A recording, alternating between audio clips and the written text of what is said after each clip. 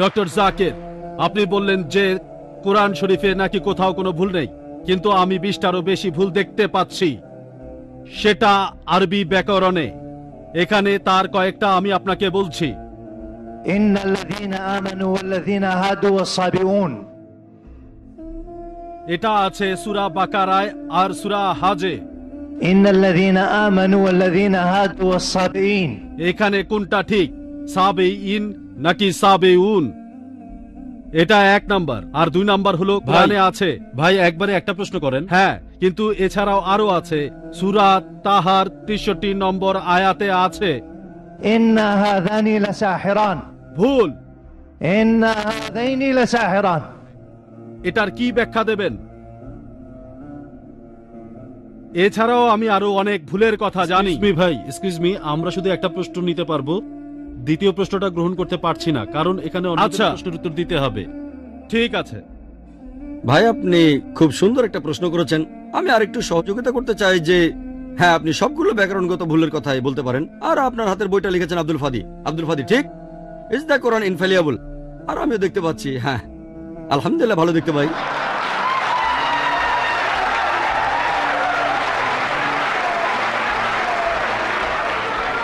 আমি এই 20টা ভুলের সবগুলোর উত্তর দেব, কারণ আমি বইটা পড়েছি।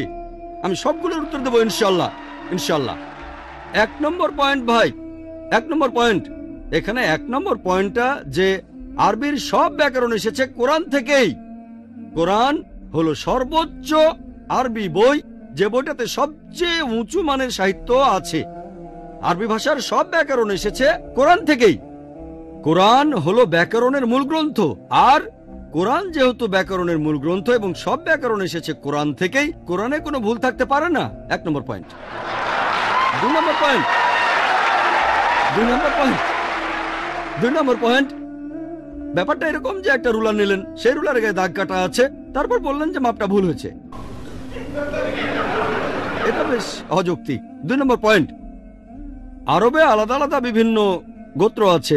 আপনি তো আরবি জানেন, ডক্টর উইলিয়াম ক্যাম্বেলও আমার সঙ্গে একমত হবেন যে আরবের গোত্রগুলোর মধ্যে ব্যাকরণ মাঝে মধ্যে বদলে যায়। কিছু কিছু আরবীয় গোত্রে যে শব্দটা স্ত্রীবাচক, অন্য আরেকটা গোত্রে সেই শব্দটা হয়তো পুরুষবাচক। একই শব্দ, তবে গোত্র ভেদে বদল হতে থাকে। এমনকি শব্দের লিঙ্গ বদলে যায়। তবে কি আপনি কোরআনকে সবগুলো ব্যাকরণ দিয়ে পরীক্ষা করবেন? না। আর এছাড়াও কোরআনের ভাষা এত উঁচু মানের যে এর কাছাকাছি কোনো সাহিত্য নেই। আর কোরআনের বিরুদ্ধে অনেক বই লেখা হয়েছে, ইন্টারনেটে গেলে দেখবেন 12টা ব্যাকরণের ভুল, 21টা ব্যাকরণের ভুল, আব্দুল ফাদি 20টা ব্যাকরণের ভুল। আপনার কি মনে হয় খ্রিস্টানরা এই ভুলগুলো বের করেছে? কারাই ভুল বের করেছে জানেন? কারা? মুসলিমরাই। মুসলিম পণ্ডিতরা, যেমন জামাকশারি, তারাই করেছেন। কোরআনের ব্যাকরণ এত উঁচু মানের যে কোরআনের ভাষা মাঝে মধ্যে প্রচলিত আরবির বিরুদ্ধে যায়। কোরআনের ব্যাকরণ এত উঁচু মানের, কোরআনের ব্যাকরণ এত উঁচু মানের, তারা উদাহরণ দিয়েছেন। আমিও কয়েকটা উদাহরণ দেব, এতে আপনারা সবগুলো উত্তর পেয়ে যাবেন। তারা উদাহরণ দিয়েছে, পবিত্র কোরআনেই লেখা আছে যে লূত আলাইহিস সালামের গোত্রের লোকজন সকল রাসূলকে অস্বীকার করেছিল। বলা আছে সব নবীকে অস্বীকার করেছিল। ডক্টর ক্যাম্বেল বললেন যে নূহ নবীর গোত্রের লোকজন, তারা নবীদের অস্বীকার করেছে। ইতিহাস থেকে আমরা জানি তাদের কাছে মাত্র একজন নবীকে পাঠানো হয়েছিল। তাহলে এখানেও ব্যাকরণে ভুল আছে। কোরআনে বলা উচিত ছিল একজন নবীর কথা, বহুবচন না। আমিও একমত, আমিও একমত। আর আমার আপনার মতো লোকের কাছে মনে হবে এটা ব্যাকরণের ভুল। কিন্তু যদি আপনারা আরবদের লেখা বইগুলো পড়ে থাকেন, কোরআনের আসল সৌন্দর্য কি? সৌন্দর্যটা হলো কোরআনে কেন একজন নবীর কথা না বলে নবীদের কথা বলা হয়েছে। কেন জানেন? কারণটা আমরা জানি। সকল নবীগণের হেদায়েতের বাণী মূলত একটাই, যে ঈশ্বর একজনই, তাওহীদের বাণী, আল্লাহ সুবহানাহু ওয়া তাআলার বাণী। লূত আলাইহিস সালামের লোকজন আর নূহ আলাইহিস সালামের লোকজন তাদের নবীকে অস্বীকার করেছিল, আর পরোক্ষভাবে নিজেদের নবীকে অস্বীকার করে তারা সকল নবীদেরই অস্বীকার করেছিল।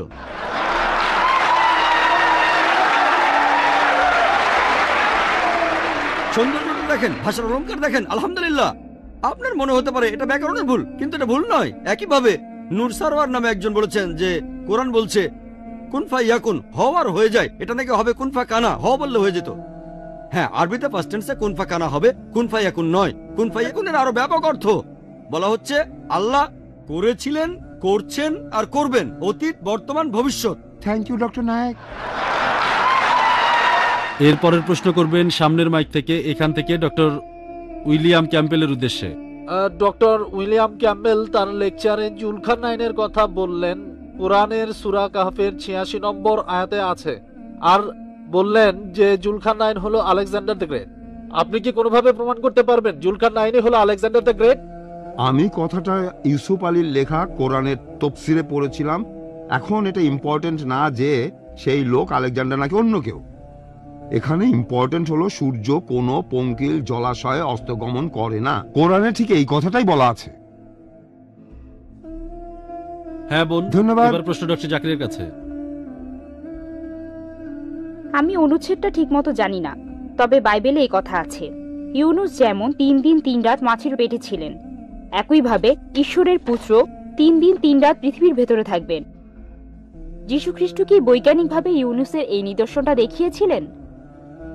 আপনি যে অনুচ্ছেদের কথা বলেছেন সেটা গসপেল অফ ম্যাথিউ ১২ নম্বর অধ্যায়ের ৩৮ থেকে ৪০ নম্বর অনুচ্ছেদ। যখন ইহুদিরা যিশুর কাছে গিয়ে বলল আমাদের নিদর্শন দেখান, অলৌকিক কিছু করে দেখান, তখন যীশু খ্রিস্ট বললেন যে তোমরা অসৎ আর ব্যভিচারী জাতি, শুধু নিদর্শন খুঁজে বেড়াও, তোমাদের কোনো নিদর্শন দেখানো হবে না শুধু ইউনুসের নিদর্শন বাদে। যেভাবে নবী ইউনুস ৩ দিন এবং ৩ রাত তিমি মাছের পেটের মধ্যে ছিলেন, সেই একইভাবে ঈশ্বরের পুত্র ৩ দিন এবং ৩ রাত পৃথিবীর বুকের মধ্যে থাকবেন। ইউনুসের নিদর্শন, নবী ইউনুসের উদাহরণ দিয়ে যিশু এক কথায় সব বুঝিয়ে দিয়েছেন। আর যদি ইউনুসের নিদর্শনটা পড়েন, বুক অব জোনা মাত্র 2 পৃষ্ঠার অধ্যায়, এটা বেশিরভাগ লোকই জানেন। যদি ভালো করে দেখেন, ইউনুস ৩ দিন ৩ রাত ছিলেন, কিন্তু যীশু খ্রিস্ট কতদিন ছিলেন এটা গসপেল থেকে জানতে পারি। তাকে ক্রুশবিদ্ধ করা হয়েছিল, ধারণা করা হয়, সন্ধ্যা হওয়ার পর তাকে ক্রুশ থেকে নামিয়ে একটা সমাধারে রাখা হয়। তারপর রবিবার যখন পাথরটা সরানো হলো, সমাধারটা তখন একেবারে খালি। তাহলে যীশু খ্রিস্ট সেই সমাধিতে ছিলেন শুক্রবার রাতে। তিনি সমাধিতে ছিলেন শুক্রবার রাত। শনিবার সকালে তিনি সমাধিতে ছিলেন একদিন 1 রাত। তারপর শনিবার রাতেও সেখানে ছিলেন, অর্থাৎ 2 রাত 1 দিন। 2 রাত আর রবিবার সকালে সমাধি খালি।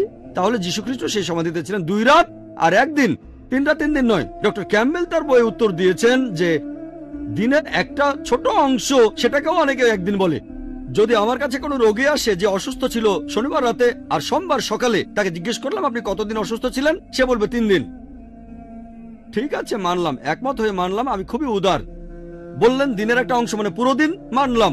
তাহলে শনিবার দিনের একটা অংশ পুরো দিন, রবিবার দিনের একটা অংশ পুরো দিন, মানলাম, ভালো। সোমবার দিনের একটা অংশ পুরো 1 দিন, কোনো সমস্যা নেই। যদি রোগী বলে 3 দিন, আপত্তি করব না। কিন্তু কোন রোগী কখনোই বলবে না 3 দিন আর 3 রাত। আমি চ্যালেঞ্জ করলাম। আমি আলহামদুলিল্লাহ আমি অনেক রোগী দেখেছি, এখন পর্যন্ত কোনো রোগী দেখিনি, খ্রিস্টান মিশনারিও দেখিনি যে আমাকে এভাবে বলবে। ধরলাম সে গতকালের আগের রাত থেকে অসুস্থ, আর সে বলছে 3 দিন এবং 3 রাত। যীশু খ্রিস্ট শুধু 3 দিনের কথা বলেননি, যীশু খ্রিস্ট এখানে বলেছিলেন 3 দিন এবং 3 রাত। তাহলে এটা একটা গাণিতিক ভুল। বৈজ্ঞানিকভাবে যীশু খ্রিস্ট এই কাজটা করে দেখাননি। আর এছাড়াও যীশু বলেছিলেন ইউনুস যেভাবে ছিলেন ঈশ্বরের পুত্র সেভাবেই থাকবেন। ইউনুস কিভাবে ছিলেন? ইউনুস তিমি মাছের পেটে ছিলেন। কিভাবে? সেই মাছের পেটে। জীবিত না মৃত? জীবিত। যখন তাকে তীরে ফেলে দেওয়া হয় তখন জীবিত। সেই তিমি মাছের পেটে যখন সমুদ্রের মধ্যে ঘুরছিলেন, জীবিত না মৃত? জীবিত। সৃষ্টিকর্তার কাছে প্রার্থনা করলেন, জীবিত না মৃত? জীবিত। মাছটা তাকে সমুদ্রের তীরে ফেলে দিল, জীবিত না মৃত? জীবিত, জীবিত, জীবিত, জীবিত। যখন কোনো খ্রিস্টানকে জিজ্ঞেস করি সেই সমাধিকক্ষের ভেতরে যীশু খ্রিস্ট কিভাবে ছিলেন সেই সমাধারে, জীবিত না মৃত, তারা বলবেন মৃত। জীবিত? আলহামদুলিল্লাহ। আপনি কি খ্রিস্টান? যদি তিনি জীবিত থাকেন আলহামদুলিল্লাহ, তাকে ক্রুসিফাই করা হয়নি। যদি তিনি মৃত হন তাহলে নিদর্শন দেখাননি। আমার ভিডিও ক্যাসেট দেখতে পারেন, was Jesus Christ peace be upon him really crucified. আমি প্রমাণ করেছি যীশু খ্রিস্টকে ক্রুসিফাই করা হয়নি। পবিত্র কোরআনে সূরা নিসার 157 নম্বর আয়াতে উল্লেখ করা হয়েছে, ওয়া মা কাতালু ওয়া মা সালাবুহু, তারা তাকে হত্যা করেনি, ক্রুশবিদ্ধ করেও মারেনি, কিন্তু তাদের এমন মতিভ্রম হয়েছিল। ধন্যবাদ ডক্টর নায়ক। জাকির নায়কের উদ্দেশ্যে প্রশ্ন। আচ্ছা, আপনি বললেন যে আল্লাহ আলোকে প্রতিবিম্বিত করে আর তিনি হলেন নূর। আমি এটা ঠিক বুঝতে পারিনি। ভাই প্রশ্ন করেছে যে আল্লাহ এবং নূর নিয়ে। ডক্টর উইলিয়াম ক্যাম্বেলের কথার উত্তরে আমার ব্যাখ্যাটা সে বুঝতে পারেনি। পবিত্র কোরআনে সূরা নূরের 35 নম্বর আয়াতে উল্লেখ করা হয়েছে যে আল্লাহ হলেন নূর আস সামাওয়াতি ওয়াল আরদ, তিনি আকাশমণ্ডলী আর পৃথিবীর জ্যোতি, তিনি হলেন আলো। পবিত্র কোরআনের এই জ্যোতি শব্দের অর্থ প্রতিবিম্বিত আলো, ধার করা আলো। আর ভাই প্রশ্ন করেছে আল্লাহরও কি ধার করা আলো আছে কিনা। এই আয়াতের বাকি অংশটা পড়লে উত্তরটা পাওয়া যাবে। বলা আছে তার জ্যোতি যেন দীপাধার, যার মধ্যে আছে একটি প্রদীপ, প্রদীপের নিজস্ব আলো থাকে। এর অর্থ আল্লাহর নিজেরই আলো রয়েছে আর তিনি নিজেই নিজের আলো হয়ে প্রতিবিম্বিত হচ্ছেন। আল্লাহ সুবহানাহু ওয়া তাআলা নিজের আলোকে আবার নিজেই প্রতিবিম্বিত করছেন। যেমন হ্যালোজেন বাল্ব আপনারা দেখতে পাচ্ছেন, এর মধ্যে একটা টিউব আছে। এই ল্যাম্পটাকে আপনারা বলতে পারেন সিরাজ, ওয়াহাজ বা দিয়া, আর এর রিফ্লেক্টরটা হলো মুনির অথবা নূর, ধার করা আলো, প্রতিবিম্বিত আলো। আরেকটা কথা, এখানে যে আলোর কথা বলা হচ্ছে এটা আসলে সত্যিকারের কোনো আলো নয়, এটা আল্লাহ সুবহানাহু ওয়া তাআলার আধ্যাত্মিক আলো। এটাই উত্তর, আশা করি আপনারা সবাই বুঝতে পেরেছেন। আর সময় যেহেতু আরেকটু আছে তাই অন্য প্রসঙ্গে বলি। ডক্টর উইলিয়াম ক্যাম্বেল নূহ আলাইহিস সালাম সম্পর্কে বললেন, আমি এখানে বাইবেল সম্পর্কে আলোচনা করব একমত হয়ে আর কোরআনের সাথে ভিন্ন মত হয়ে। আর তারপর জানি আলহামদুলিল্লাহ কোরআন এই পরীক্ষায় পাশ করবে। আর যদি ডক্টর উইলিয়াম ক্যাম্বেলের কথা মেনে নিই, ধরেন মেনে নিলাম যে উনি ঠিক, যে বন্যার পানি ছিল পাহাড়ের 15 ফিট উপরে, কিন্তু বুক অব জেনেসিস বলছে 7 নম্বর অধ্যায়ের 19-20 অনুচ্ছেদে আছে যে পুরো পৃথিবী বন্যার পানিতে ডুবে গিয়েছিল। আর এরপরে প্রত্নতাত্ত্বিক নিদর্শনগুলো থেকে জানতে পারি নূহ আলাইহিস সালামের সময়টাকে বিজ্ঞানীরা হিসেব করে বের করেছেন। এই সময়টা খ্রিস্টপূর্ব 22 শতক থেকে 21 শতকের মধ্যে। আজকের প্রত্নতাত্ত্বিক নিদর্শনগুলো থেকে জানতে পারি যে ব্যাবিলনের 3য় রাজবংশের সম্রাটরা আর মিশরের একাদশ রাজবংশের ফারাওরা খ্রিস্টপূর্ব 22 শতক আর 21 শতক রাজত্ব করেছে, আর সেখানে কোনো বন্যা হয়নি, মহাপ্লাবন হয়নি। আজকের প্রত্নতাত্ত্বিক নিদর্শন বলে যে এটা অসম্ভব। খ্রিস্টপূর্ব 22 শতক থেকে 21 শতকের মহাপ্লাবনে পুরো পৃথিবী ডুবে গিয়েছিল। কোরআন এখানে কি বলছে? কোরআন কি বলছে? 1 নম্বর পয়েন্ট, কোরআনে কোনো সময়ের উল্লেখ নেই। এটা কি খ্রিস্টপূর্ব 21 শতক নাকি 50 শতক, এমন কোনো উল্লেখ নেই। 2 নম্বর পয়েন্ট, কোরআনে কোথাও বলা হয়নি যে পৃথিবী পানিতে ডুবে গিয়েছিল। এখানে বলা হয়েছে নূহ আলাইহিস সালাম আর তার কওমের লোকজনের কথা, তার গোত্রের কথা। হতে পারে অল্প কিছু লোকজন অথবা অনেকগুলো লোকজন। প্রত্নতাত্ত্বিক নিদর্শন আমাদের বলে, আর প্রত্নতাত্ত্বিকরাও বলেন যে তাদের কোনো আপত্তি নেই, এটা হতে পারে যে পৃথিবী কিছু অংশ পানিতে ডুবে গিয়েছিল, কিন্তু পুরো পৃথিবী এটা অসম্ভব। তাই আলহামদুলিল্লাহ কোরআনের কথার সাথে প্রত্নতাত্ত্বিক নিদর্শনের যথেষ্ট মিল রয়েছে, কিন্তু বাইবেলের নেই। এছাড়াও বাইবেলে আছে জেনেসিসের 6 নম্বর অধ্যায় 15 ও 16 নম্বর অনুচ্ছেদে। এখানে সৃষ্টিকর্তা নূহ আলাইহিস সালামকে বলেছেন, তুমি একটা নৌকা বানাও। নৌকার মাপটাও দেওয়া আছে, 300 কিউবিট লম্বা, 50 কিউবিট চওড়া আর 30 কিউবিট উঁচু। 1 কিউবিট মানে 1.5 ফুট। ভাই এটা ভুল বলেছিলেন, এটা হলো 1.5 ফুট। আর নতুন ইন্টারন্যাশনাল ভার্সনে 450 ফুট লম্বা, 75 ফিট চওড়া আর আনুমানিক 45 ফিট উঁচু। উচ্চতা হলো 30 কিউবিট। নৌকাটার ঘনত্ব হিসেব করে বের করেছি, এই ঘনত্বটা প্রায় 15 লক্ষ কিউবিক ফিট, আর আয়তন হলো 33,750 স্কোয়ার ফিট। আর বাইবেল বলছে নৌকায় 3 তলা ছিল, 1 তলা, 2 তলা, 3 তলা। তাহলে 3 দিয়ে গুণ করলে পাবেন 1,01,250 স্কোয়ার ফিট। এটা হলো আয়তন। চিন্তা করেন, পৃথিবীর প্রত্যেকটা প্রাণীর এক জোড়া করে সেই নৌকায় উঠেছিল, যেটার আয়তন 1,01,250 স্কোয়ার ফিট। চিন্তা করেন, এটা কি সম্ভব? পৃথিবীতে লক্ষ লক্ষ প্রাণী আছে। যদি বলি এই অডিটোরিয়ামে আজকে 10 লক্ষ মানুষ আছে, বিশ্বাস করবেন? আমার মনে আছে গত বছরের কথা, কেরালাতে একটা লেকচার দিয়েছিলাম, সেখানে 10 লক্ষ লোক এসেছিল। সেটাই ছিল আমার সবচেয়ে বড় সমাবেশ, আলহামদুলিল্লাহ। 10 লক্ষ মানুষ। আমি মানুষজনের শেষ দেখি না, সেটা কোনো অডিটোরিয়ামে হয়নি, হয়েছিল একটা বড় বিচে। সবাইকে দেখতে পাচ্ছিলাম না, শুধু সামনের কয়েকজনকে দেখেছিলাম। সেখানে 10 লক্ষ মানুষ ছিল। আপনারা ভিডিও ক্যাসেট দেখলে বুঝবেন 10 লক্ষ আসলে কত বিশাল। যেমন আরাফাতের ময়দানে হজের সময় 25 লক্ষ লোক একত্রিত হয়, কিন্তু 1,01,250 স্কোয়ার ফিটের মধ্যে অথবা 15 লক্ষ কিউবিক ফিটের মধ্যে এটা কোনোভাবেই সম্ভব না। আর এভাবে সবাই 40 দিন সেখানে ছিল, খাচ্ছে, প্রকৃতিটাকে সাড়া দিচ্ছে। যদি বলি এখানে 10 লক্ষ মানুষ আছে, বিশ্বাস করবেন? তাই নিরপেক্ষভাবে বলতে গেলে বাইবেলের মধ্যে বেশ কিছু বৈজ্ঞানিক ভুল আছে। আমার প্রশ্ন ডাক্তার জাকির নায়েকের কাছে। খ্রিস্টানরা বৈজ্ঞানিকভাবে ট্রিনিটি ব্যাপারটার ব্যাখ্যা দেওয়ার চেষ্টা করে। এখানে তারা উদাহরণ হিসেবে বলে পানির কথা। পানি 3 আকারে থাকতে পারে, কঠিন, তরল আর বায়বীয়। তার মানে হতে পারে বরফ, পানি বা বাষ্প। একইভাবে একজন ঈশ্বর হলেন 3 জন মিলে একজন, অর্থাৎ পিতা, পুত্র ও পবিত্র আত্মা। এই ব্যাখ্যাটা কি বৈজ্ঞানিকভাবে সঠিক? আপনার উত্তরটা দেওয়ার আগে আমি একটা কথা বলে নেই। আমরা ঈশ্বরকে পরীক্ষা করব না, ঈশ্বরকে পরীক্ষায় ফেলবো না। এখানে ঈশ্বরকে পরীক্ষা করছি না, পরীক্ষা করতে চাচ্ছি মানুষকে।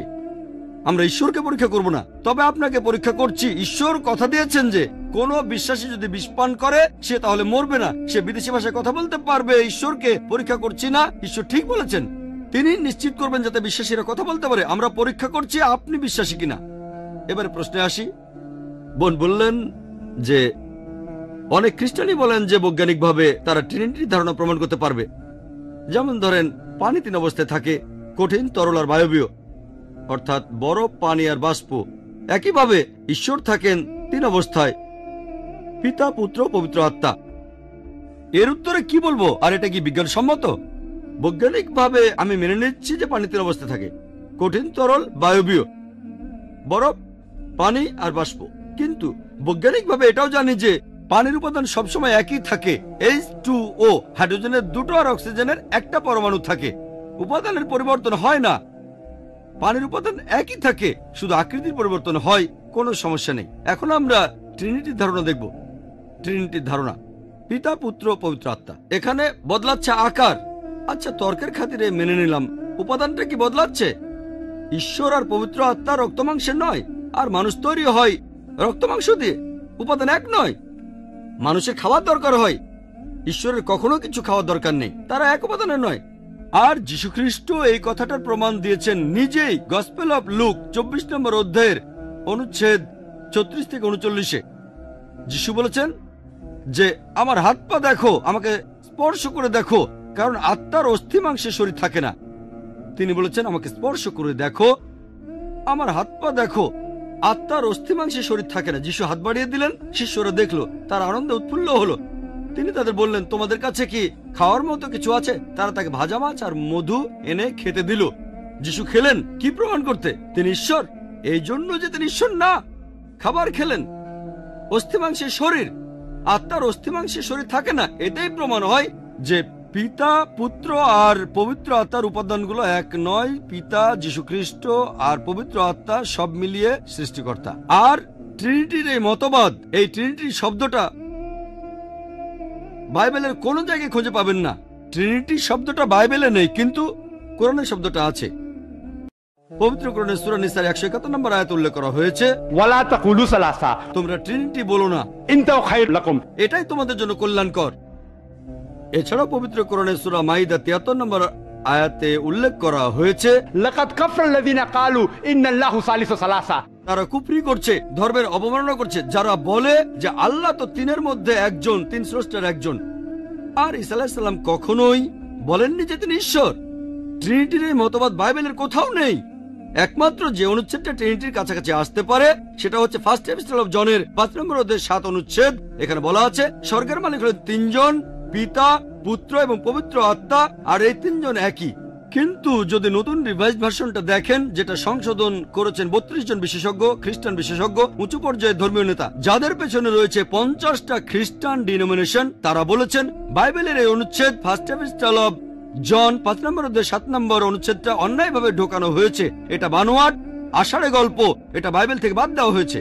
যীশুখ্রিস্ট কখনোই নিজেকে ঈশ্বর বলে দাবি করেননি। গোটা বাইবেল স্পষ্ট করে বলে এমন একটা অনুচ্ছেদ পাবেন না যেখানে যীশুখ্রিস্ট নিজের মুখে বলেছেন যে আমি ঈশ্বর, আমার উপাসনা করো।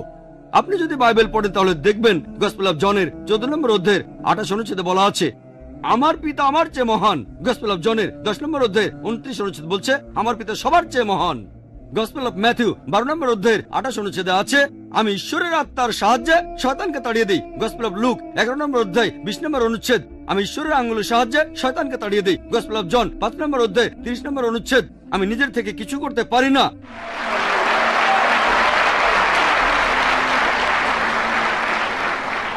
আমি নিজের থেকে কিছুই করতে পারি না। আমি যেমন শুনি তেমন বিচার করি, আর আমার বিচার ন্যায্য, কারণ আমি আমার ইচ্ছা পূরণ করি না, পিতার ইচ্ছা পূরণ করি। যে নিজের ইচ্ছা পূরণ না করে ঈশ্বরের ইচ্ছা পূরণ করে সে তো একজন মুসলিম। মুসলিম অর্থ যে মানুষ আল্লাহর কাছে নিজের ইচ্ছাকে সমর্পণ করে। যীশুখ্রিস্ট এখানে নিজেই বলেছেন আমার ইচ্ছা নয়, ঈশ্বরের ইচ্ছা পূরণ করি। তিনি ছিলেন মুসলিম, আর তিনি আলহামদুলিল্লাহ আল্লাহ তাআলার একজন প্রেরিত রাসূল। আমরা মানি, বিশ্বাস করি তিনি অলৌকিকভাবে জন্মেছিলেন, কোন পুরুষের ঔরসজাত ছিলেন না। বিশ্বাস করি তিনি ঈশ্বরের নির্দেশে মৃত মানুষকে জীবিত করেছেন। আমরা মানি তিনি ঈশ্বরের নির্দেশে অন্ধ আর পঙ্গু মানুষকে সুস্থ করেছেন। আমরা যীশুখ্রিস্টকে সম্মান করি, তিনি ঈশ্বরের একজন প্রেরিত রাসূল, কিন্তু তিনি ঈশ্বর নন। আর ট্রিনিটি নামের কোনো কিছুর অংশও তিনি নন। ট্রিনিটি বলে কিছু নেই। কোরআন বলছে কুল হুয়াল্লাহু আহাদ, বলো তিনি আল্লাহ এক, অদ্বিতীয়। হ্যাঁ বোন। ডক্টর ক্যাম্বেল প্রথমে কোরআন সম্পর্কে বেশ কিছু ভুল অভিযোগ আনলেন, বিশ্বজগৎ সম্পর্কে কোরআনের কথাগুলো, আর আপনিও তার দেয়া যুক্তিগুলো খণ্ডন করলেন। তবে আমি যেটা জানতে চাচ্ছি, বাইবেলে পৃথিবীর আকার আর অন্যান্য বিষয়ে কি বলা হয়েছে? বোন প্রশ্ন করলেন যে বাইবেলে পৃথিবীর আকার সম্পর্কে কি বলা হয়েছে, সেটা আমি সময়ের অভাবে বলতে পারিনি, আর সময়ের অভাবে এখানে অনেক কিছু হয়তো বলতে পারবো না। যাই হোক, বোন জানতে চেয়েছেন বাইবেলে পৃথিবীর আকার সম্পর্কে কি বলা হয়েছে। আর আপনি দেখবেন বাইবেলের গসপেল অফ ম্যাথিউ 4 নম্বর অধ্যায়ের 8 নম্বর অনুচ্ছেদে বলা আছে, ডক্টর ক্যাম্বেল শয়তানের সাথে যিশুর কথাবার্তা নিয়ে অনুচ্ছেদটা বলেছিলেন। শয়তান তাকে নিয়ে গেল, যীশু খ্রিস্টকে নিয়ে গেল খুব উঁচু একটা পাহাড়ের চূড়ায়, আর যিশুকে পৃথিবীর সবগুলো রাজ্যে এবং সেগুলোর সৌন্দর্য দেখালো। গসপেল অফ লুক 4 নম্বর অধ্যায়ের 5 নম্বর অনুচ্ছেদে শয়তান তাকে নিয়ে গেল উঁচু পাহাড়ে আর পৃথিবীর সবগুলো রাজ্যের প্রতাপ দেখালো। এখন যদি পৃথিবীর সবচেয়ে উঁচু পাহাড়ে ওঠেন, পৃথিবীর সবচেয়ে উঁচু পর্বত শৃঙ্গ মাউন্ট এভারেস্ট, আর ধরেন আপনার চোখের দৃষ্টি খুবই প্রখর এবং আপনি সেখান থেকে 1000 মাইল দূরেও দেখতে পান, তারপরেও আপনি পৃথিবীর সবগুলো রাজত্ব কোনোভাবেই দেখতে পাবেন না, কারণ আমরা জানি যে আমাদের পৃথিবী গোলাকার। আর আপনি সে রাজ্যগুলো দেখবেন না যেগুলো পৃথিবীর অন্য প্রান্তে রয়েছে। শুধুমাত্র তখনই দেখতে পারতেন যদি পৃথিবী সমতল হতো। পবিত্র বাইবেলে এমন বিবরণ দেওয়া আছে যে পৃথিবী সমতল। আবারও একই কথা আছে বাইবেলে বুক অব ড্যানিয়েল 4 নম্বর অধ্যায়ের 10-11 অনুচ্ছেদে বলা আছে, একটা গাছ লম্বা হয়ে আকাশে পৌঁছে গেল, আর গাছটা যখন আকাশের সীমা ছাড়িয়ে গেল, গাছটা এত বড় হলো যে পৃথিবীর প্রত্যেক প্রান্তের মানুষই গাছটা তখন দেখতে পেত। এটা তখনই সম্ভব হতো যদি পৃথিবী সমতল হতো। গাছটা অনেক লম্বা ছিল, আর পৃথিবী সমতল হলে এটা সম্ভব হতো। আজকে আমরা সবাই জানি যে পৃথিবী আসলে বর্তুলাকার, আর আপনি কোনোভাবেই গাছটা দেখতে পাবেন না, সেটা যত লম্বাই হোক না কেন, যদি আপনি বর্তুলাকার এই পৃথিবীর উল্টো পাশে থাকেন। এরপর বাইবেলে আরো উল্লেখ আছে, ফার্স্ট ক্রনিকলস 16 নম্বর অধ্যায়ের 30 অনুচ্ছেদে যে পৃথিবী গতিশীল নয়। একই কথা আছে বুক অব শামস 93 নম্বর অধ্যায়ের 1 অনুচ্ছেদে যে সর্বশক্তিমান ঈশ্বর পৃথিবীকে থামিয়ে দিয়েছেন, যার অর্থ পৃথিবী গতিশীল নয়। আর নতুন ইন্টারন্যাশনাল ভার্সনে রয়েছে ঈশ্বর হস্তক্ষেপ করেছেন আর পৃথিবীকে থামিয়ে দিয়েছেন, যাতে করে 1 মিনিট পৃথিবী 1 মিনিট বাকি নাকি চুপ থাকতে বলছেন? ভাবলাম 1 মিনিট চুপ থাকতে বলছেন। ডক্টর উইলিয়াম ক্যাম্বেল বললেন, যীশু খ্রিস্ট বাইবেলের অনেক জায়গায় উল্লেখ করেছেন যে তিনি ঈশ্বর। আপনারা আমার ভিডিও ক্যাসেট দেখতে পারেন, concept of God in major religions, সব রেফারেন্স সহ আমি উত্তর দিয়েছি সেখানে। উনি শুধু উদ্ধৃতি দিয়েছেন, আমি রেফারেন্সটাও বলছি। আমি এবং আমার পিতা এক, এটা আছে জনের 10 নম্বর অধ্যায়ের 30 নম্বর অনুচ্ছেদে। আর আদিতে ছিলেন বাক্য, এটা আছে জনের 1 নম্বর অধ্যায়ের 1 অনুচ্ছেদে। এগুলো ভালোভাবে পড়লেই দেখতে পাবেন যীশু খ্রিস্ট কখনোই নিজেকে ঈশ্বর দাবি করেননি। আপনারা আমার ভিডিও ক্যাসেট দেখতে পারেন, বাইরে কিনতে পারবেন, concept of God in major religions আর similarities between Islam and Christianity. সেখানে বিস্তারিত পাবেন যীশু খ্রিস্ট কখনোই নিজেকে ঈশ্বর দাবি করেননি। Thank you. আসসালামু আলাইকুম, আমার নাম আসলাম রব। আমি একজন ছাত্র এবং জীববিজ্ঞান নিয়ে পড়াশোনা করছি। আমাদের টিচার এখন ক্লাসে বিবর্তন সম্পর্কে পড়াচ্ছেন, আর আমি ভাবছিলাম ইসলাম ধর্মে বিবর্তন সম্পর্কে কি বলা হয়েছে। আপনি যদি এ ব্যাপারে সংক্ষেপে কিছু বলতেন যে ইসলাম ধর্ম বিবর্তন ও সৃষ্টি সম্পর্কে কি বলেছে। ভাই একটা প্রশ্ন করেছে, তবে তার আগে আমি ডক্টর উইলিয়াম ক্যাম্বেলের কিছু কথার উত্তর দিতে চাই। পবিত্র কোরআনে কোথাও আলেকজান্ডারের নাম উল্লেখ নেই, বলা আছে জুলকার নাইন, আলেকজান্ডার না। যদি লেখক এই ভুল করে থাকেন তাহলে সেই দায়ভারটা হচ্ছে লেখকের। এখানে মানুষ ভুল করেছে, ঈশ্বর কোনো ভুল করেননি। আর ডক্টর ক্যাম্বেল বলেছেন যে বাইবেলের আয়ায় আছে পৃথিবী গোলাকার, কোনো সমস্যা নেই, এটা গোলাকার, বর্তুলাকার নয়। এক জায়গায় বাইবেল বলছে সমতল, আরেক জায়গায় বলছে গোলাকার। যদি দুটো অনুচ্ছেদই মেনে নেন তাহলে সেটা দেখতে ডিস্কের মতো। দেখেন, এটা কি পৃথিবীর মতো দেখতে? এটা গোলাকার আবার সমতল, এটা পৃথিবীর আকার নয়। কোরআনের আলোকে জীববিজ্ঞান আর বিবর্তন। ভাই এখানে দুটো প্রশ্ন করেছেন, আমি জানি না দুটোর উত্তর দিতে পারবো কি না। আচ্ছা দেখা যাক, কোনটা প্রথমটা না দ্বিতীয়টা, জীববিজ্ঞান না বিবর্তন? একটার উত্তর দেন, বিবর্তনটাই ভালো হবে। প্রশ্নটা বিবর্তনের উপর তাই বিবর্তন নেই বলেন। প্রশ্ন দুটো, প্রথমে জীববিজ্ঞান পরে বিবর্তন। 10 মিনিট সময় দিলাম, দুটোর উত্তর দিতে পারবো। আপনি 5 মিনিট সময় পাবেন, এর মধ্যে উত্তর দেন। আচ্ছা ঠিক আছে, আমি চেয়ারপারসন মিস্টার স্যামুয়েল নামানের কথাই মেনে নিচ্ছি, শুধু বিবর্তনের কথাই বলবো। বিস্তারিত জানতে আমার ভিডিও ক্যাসেট দেখবেন, কোরআন অ্যান্ড মডার্ন সায়েন্স। আমরা যখনই বিবর্তনের কথা বলি বেশিরভাগ লোকই ডারউইনের থিওরির কথা বলে। চার্লস ডারউইন সমুদ্র ভ্রমণে গিয়েছিলেন বিগল নামে একটি জাহাজে, আর তিনি গ্যালাপাগোস নামে একটি দ্বীপে গিয়েছিলেন, সেখানে অনেক পাখিকে খুঁটে খেতে দেখে লক্ষ্য করলেন যে পাখিগুলোর ঠোঁট লম্বা। তখনই তিনি প্রাকৃতিক নির্বাচনের কথা ভেবেছিলেন। আর থমাস থমটন নামে এক বন্ধুকে চিঠি লিখেছিলেন, এটা 19 শতকের কথা। তিনি লিখেছিলেন, এই প্রাকৃতিক নির্বাচনের পক্ষে কোনো প্রমাণ আমার হাতে নেই, কিন্তু এই থিওরিটা থাকলে আমি প্রজননবিদ্যা সহ আরো অনেক কিছুর ব্যাখ্যা করে দেখাতে পারবো।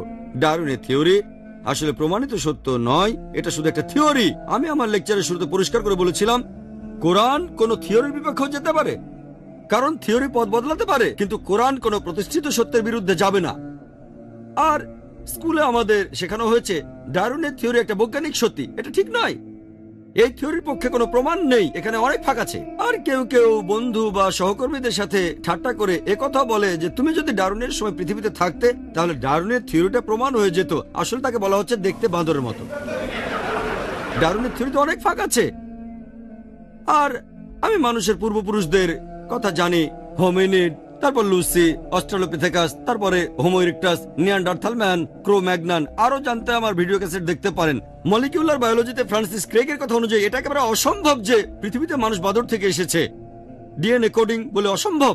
আমার ভিডিও ক্যাসেট দেখতে পারেন, সেখানে বিস্তারিত আছে। কিছু ব্যাপারে আমার কোনো আপত্তি নেই। জীববিজ্ঞানের ব্যাপারে পবিত্র কোরআনে সূরা আম্বিয়া 30 নম্বর আয়াতে উল্লেখ করা হয়েছে যে وجعلنا من الماء كل شيء है أفلا يؤمنون। আমি প্রাণবান সবকিছু সৃষ্টি করলাম পানি হতে, তবু কি তারা ঈমান আনবে না? আজকে আমরা জানি যে পৃথিবীর সব প্রাণীর প্রাথমিক উপাদানে কোষের মধ্যে সাইটোপ্লাজম আছে, এর 90%ই হলো পানি। পৃথিবীর সব ধরনের প্রাণীর শরীরে আনুমানিক 50 থেকে 90%ই হচ্ছে পানি। চিন্তা করেন, আরবের সেই মরুভূমিতে কে ভাবতে পারতো যে সব প্রাণী পানি দিয়ে তৈরি? কোরআনে কথা বলেছে 1400 বছর আগে। ধন্যবাদ ডক্টর নায়েক। ধন্যবাদ। ধন্যবাদ ডক্টর নায়েক।